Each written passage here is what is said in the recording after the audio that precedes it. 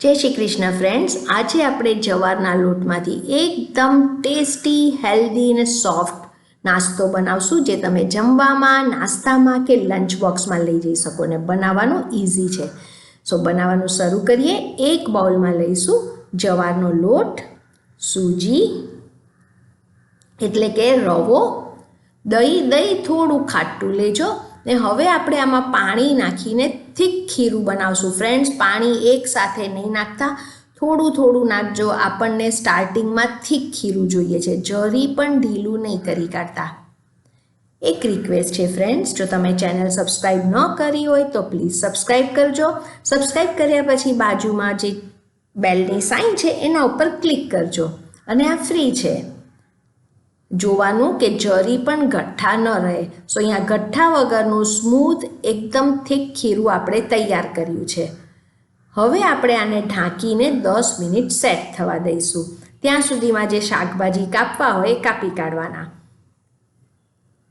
હવે 10 મિનિટ થઈ જાય એટલે ખોલીને જોઈશું ને એકવાર પાછું હલાવી જોઈએ। હવે તમે જોશો કે અહીંયા પાણી એબ્ઝોર્બ થઈ ગયું છે એટલે ખીરું વધારે થીક થયું છે, પણ હમણાં આપણે પાણી નથી નાખવું। કન્સિસ્ટન્સી શાક નાખ્યા પછી આપણે એડજસ્ટ કરશું। લઈશું ગાજર। ફ્રેન્ડ્સ, ગાજર કાં છીણેલું લો અથવા તો એને એકદમ બારીક ચોપ કરી કાઢજો। બારીક કાપેલી કોથમીર પર વધારે લેજો, એની ફ્લેવર બહુ સરસ આવશે।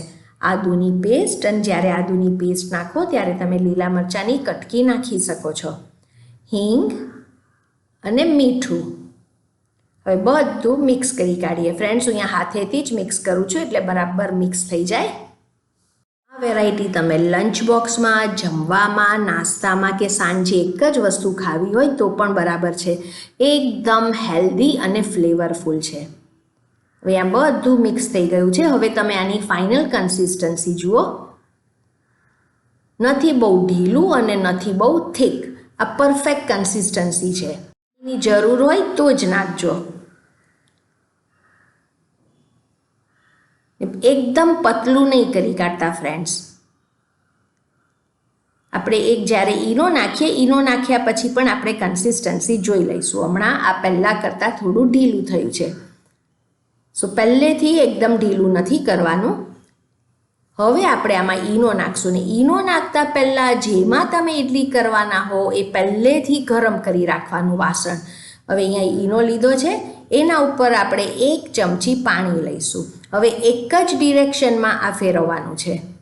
એક જ ડિરેક્શનમાં ફેરવશો તો એક સરસ સ્મૂધ અને સ્પંજી ઇડલી થશે। ફ્રેન્ડ્સ, હું અહીંયા મિની ઇડલી કરવાની છું અને જો તમારી પાસે મિની ઇડલીનું સ્ટેન્ડ ન હોય તો તમે મોટી ઇડલી પણ કરી શકો છો ને એના કટકા કરી કાઢવાના। હવે ઈનો નાખ્યા પછી તમે કન્સિસ્ટન્સી જુઓ ફ્રેન્ડ્સ, પરફેક્ટ કન્સિસ્ટન્સી, એકદમ ઇડલીની કન્સિસ્ટન્સી થઈ ગઈ છે। હવે ઇડલીના સ્ટેન્ડને આ રીતે તેલથી ગ્રીસ કરવાનું અને મેં કીધું એ પ્રમાણે તમને તમારી પાસે આ મિની ઇડલી ન હોય તો તમે મોટું સ્ટેન્ડ પણ લઈ શકો છો અને પછી ઇડલીના કટકા કરી કાઢવાના। હવે હું અહીંયા 1 ટીસ્પૂન ભરી રહી છું। આ જ રીતે બધા સેક્શન આપણે ભરી લઈશું। ફ્રેન્ડ્સ, આમાં જરી પણ વાર નથી લાગતી, નથી મિક્સર ચલાવવાનું કે નથી આથો આપવાનો, છતાં મસ્ત જાળીદાર થશે। અને આમાં તમને જવારની સાથે વેજીટેબલ્સ પણ મળી રહે છે અને તમે આમાં વધારે બીજા વેજીટેબલ પણ નાખી શકો છો। હવે આ બધા ભરાઈ ગયા છે। હવે આપણે એને પ્રી હીટેડ સ્ટીમરમાં મૂકવાનું છે। આ મેં પહેલેથી જુઓ કે ગરમ કરી રાખ્યું છે। હવે એમાં આપણે સ્ટેન્ડ મૂકશું। હવે આને આપણે 10 થી 12 મિનિટ હાઈ ફ્લેમ પર એને સ્ટીમ કરવાનું છે। 10 થી 12 મિનિટ હાઈ ફ્લેમ પર। 10-12 મિનિટ થઈ જાય એટલે ખોલશું। હવે આપણે ઇડલીનું સ્ટેન્ડ બહાર કાઢશું। એકદમ સુપર ઇડલી, આ તમે તરત ગરમા ગરમ ઇડલી ખાવા માંડશો ફ્રેન્ડ્સ, એટલી મસ્ત છે। હવે આને થોડી ઠંડી થવા દઈએ ને ઠંડી થઈ ગઈ છે અહીંયા એટલે હવે આપણે કાઢશું ને ઇઝીલી બહાર આવી જાય છે, તમે જોઈ શકો છો। ફ્રેન્ડ્સ, આ તમે જુઓ કે આપણે નથી આથો આપ્યો છતાં જાળીદાર થઈ છે। આ એમ તમે ખાઈ લેશો ચટણી વગર, એટલી ભાવશે। આમાં થોડી તમે ચટણી વગર ખાવી હોય તો લીલી મરચીની કટકી નાખી દેવાની, વઘારવાની પણ જરૂર નહીં પડે। આ રીતે બધી આપણે કાઢીએ. તમે જોઈ શકો છો ફ્રેન્ડ્સ, એકદમ સોફ્ટ, સ્પંજી અને જાળીદાર. એ જ રીતે અહીંયા બીજી બેટરની પણ જે બાકી હતું એની બનાવી કાઢી છે. હવે લઈશું એક પેન, તેલ ગરમ કરશું,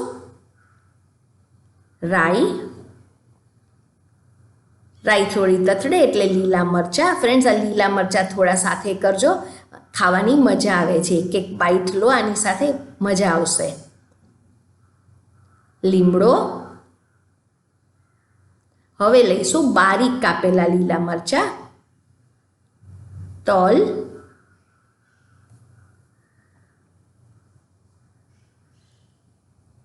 તલ ને રાઈ બરાબર તતડી જાય એટલે હવે એડ કરશું ઈડલી.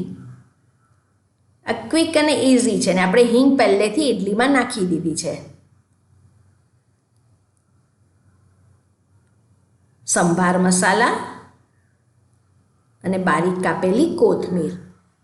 સુપર ટેસ્ટી બનશે. સંભાર મસાલા અને સોલ્ટ ઉપર તમારા ટેસ્ટ પ્રમાણે એડજસ્ટ કરજો. એટલી ફાઇન લાગે છે કે આમ જ તમે ગરમા ગરમ ચટણી કે કેચઅપ વગર ખાઈ લેશો. લંચ બોક્સમાં લઈ શકો છો, નાસ્તામાં કે સાંજે એક જ વસ્તુ કરવી હોય તો પણ ખાવાની મજા આવી જશે. હવે આનો લુક જુઓ ફ્રેન્ડ્સ, હેલ્ધી, ટેસ્ટી અને ફ્લેવરફુલ. તમે પણ બનાવો. રેસીપી ગમી હોય તો નીચે કમેન્ટ સેક્શનમાં કહેજો રેસીપી કેવી લાગી.